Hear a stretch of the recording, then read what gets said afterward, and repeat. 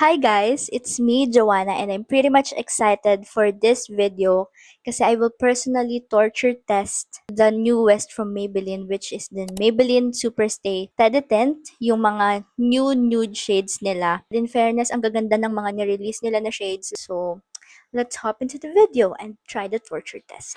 So I have here two shades with me, Buffed Out and Current Mood.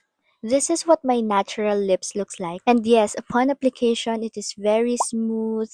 It has like a parang marshmallow texture and definitely gave me that blurring effect. So I'm done applying the shade Buffed Out on my lips and I'm so happy because it feels like this is my MLBB shade. I'm just gonna wait for 10 minutes for the product to fully set. Now that it's past 10 minutes, I'm gonna try blotting sa malinis na tissue. Oh wow! Walang transfer. Inom ako ng tubig ngayon. Tingnan natin kung waterproof nga ito. Walang bakas guys, walang bakas. Look guys, wala. Walang nag-transfer. Try ko din dito sa glass ko na to. Look, walang nag-transfer. Meron din akong clear tip.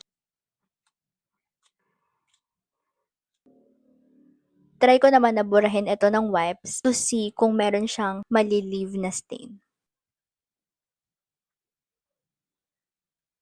Ito na siya, nung binura ko ng wipes, visible na may naiwan na stain. Tapos na ako sa torture test and my personal verdict for these lippies as someone na mahilig sa mga lipstick and gusto yung parang nagtatagal sa lips para hindi na mag-reapply ng reapply. I am definitely satisfied and will recommend this Maybelline Superstay Teddy Tint with you guys.